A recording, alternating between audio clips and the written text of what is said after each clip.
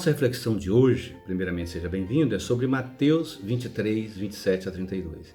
Esse texto nos remete a mais ou menos 40 anos depois da morte de Jesus e nos leva a refletir sobre o valor e o sentido da religião, tomando como ponto de partida o judaísmo e o cristianismo. A comunidade de Mateus estava vivendo um momento difícil de perseguição por parte da comunidade judaica.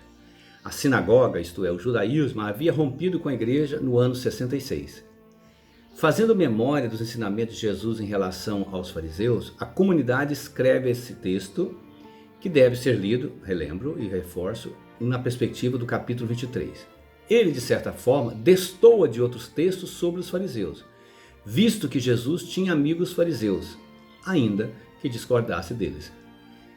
Mateus é duro, com uma clássica expressão, ai de vós, fariseus, que aparecem 7 vezes no capítulo 23.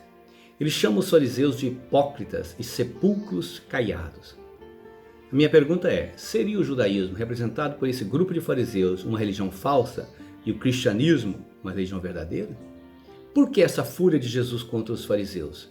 Seria a fala de Jesus nesse texto, de Jesus mesmo ou de seus seguidores? Afinal, a pergunta que antecede, quem eram os fariseus? Então vamos responder a essa primeiro. O grupo ou partido político chamado de fariseus nasceu no governo asmoneu de João Hircano, que governou a Palestina do ano 135 ao 104 a.C., ou antes da Era Comum. A descendência dos asmoneus governou a Palestina desde o ano 67 a.C. até o 63 depois. E esse governo começou após a revolta dos macabeus contra a dominação grega, que havia imposto condições políticas, sociais e religiosas, as quais impediam os seguidores da lei mosaica de viver o judaísmo. Fariseu significa separado dos impuros, guarde bem. Portanto, eles pretendiam fazer de Israel um povo santo, isto é, puro, na observância radical da lei judaica. O grupo dos fariseus era composto por doutores que interpretavam a Torá, escribas, sacerdotes do terceiro escalão, pequenos comerciantes e artesãos. Diga-se passagem que havia muitos outros grupos, saduceus, fariseus, herodianos, cada um com a sua visão. O projeto religioso dos fariseus era interpretar para o povo os textos do Primeiro Testamento, ou da Torá, discordando da interpretação do sacerdote do Templo de Jerusalém. Por isso, os fariseus eram muito queridos pelo povo, eram populares. O grande projeto político dos fariseus era combater a política profana dos sacerdotes, príncipes asmoneus, seus compatriotas, e fazer somente uma aparente oposição aos romanos. Havia até o grupo que apoiava os romanos, que eram os herodianos. O objetivo principal dos fariseus era, portanto, a vinda do Messias, preparar a vinda do Messias, que seria um filho de Davi, que viria para restaurar o poder político e levar a Palestina ao cumprimento da Torá. O Messias chegaria no tempo definido por Deus. E até que isso acontecesse, o povo devia se preparar, não seguindo o caminho indicado pelos asmoneus. Ainda que alguns fariseus chegaram a ocupar cargos políticos, mas este não era a pretensão maior deles. O poder dos fariseus estava na sinagoga. Os fariseus também acreditavam, diga-se de passagem, na ressurreição dos mortos. Por serem fiéis observadores da lei mosaica, os fariseus eram respeitados e amados pelo povo. No entanto, foi esse rigorismo que os distanciou das classes populares, fazendo com que eles não percebessem a necessidade e sofrimento do povo diante do Império Romano. Os pobres não eram capazes de seguir o rigorismo proposto por ele, e por isso foram deixados de lado e menosprezados pelos próprios fariseus. Com a Guerra Judaica do ano 67 ao ano 70 d.C., ou da Era Comum, o farisaísmo foi o único grupo judaico que permaneceu vivo e perpetuou o judaísmo como religião até os nossos dias, sob a liderança primeira de Rabi Akiba e no concílio de Jâmia no ano 95. Pois bem, tendo-lhe oferecido essas informações, voltemos ao ponto inicial da nossa reflexão, a religião. Primeiro, eu gostaria de dizer que uma religião precisa de símbolos, liturgia, doutrinas e vivência. Então, 4 coisas: símbolos, liturgia, doutrina e vivência. Em outras palavras, os símbolos são aqueles que falam sobre o sagrado. Por exemplo, para nós cristãos, uma vela acesa relembra Cristo ressuscitado. Os símbolos são utilizados na liturgia. A doutrina, por sua vez, é um conjunto de leis e ensinamento de uma religião, que é ensinado por alguém. Quem são esses? Os teólogos hoje, mestres, doutores, professores de faculdade de teologia, que formam padres, os padres nas suas paróquias e, no tempo de Jesus, os fariseus. Todos esses têm a missão de ensinar. A vivência, por sua vez, é a prática de uma religião. E a religião exige que uma prática nossa seja ética, correta. Esses 4 pontos precisam ser alimentados em uma religião.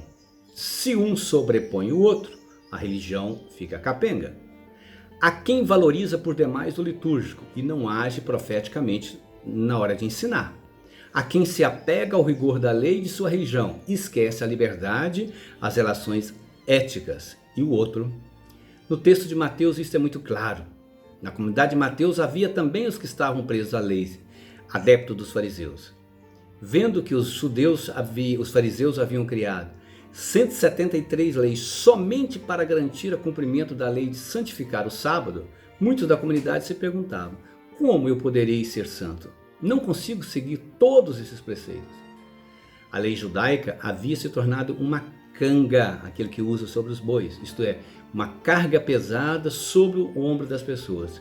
Jesus não podia concordar com isso. Daí a imagem utilizada no texto para chamar os fariseus de sepulcros caiados, pintados, que enfeitavam os túmulos dos profetas e justos. Explico, os judeus caiavam, pintavam os túmulos para evitar o contato com o morto, com o falecido, pois na visão deles, este contato os impediria de participar de um rito litúrgico, tornando-se impuro. Jesus usou o símbolo do túmulo para dizer que a prática desses fariseus não era condizente com a doutrina que eles ensinavam, pois eles eram desonestos, carregavam dentro de si a morte. Falam bonito, criavam leis, mas não as vivenciavam. Para a comunidade de Mateus, o ensinamento de Jesus passa pela prática e a liberdade da lei, mesmo que ela seja justa. Falar bonito, todos podemos. O importante é perguntar pela prática de quem ensina, daqueles que ensinam doutrinas, daqueles que celebram com pomposas liturgias, mas não agem de forma honesta. São sepulcros caiados. Veja nesse sentido a reação de grupos sectários em relação à lei de aborto no Brasil e à preservação da vida de uma criança estuprada no Espírito Santo recentemente, como a desocupação de terras no sul de Minas Gerais. Os fariseus do texto de Mateus não praticavam a essência da religião judaica, que é a justiça, a misericórdia e a fidelidade ao mandamento do amor de Deus. Qualquer semelhança com nossos dias é mera coincidência.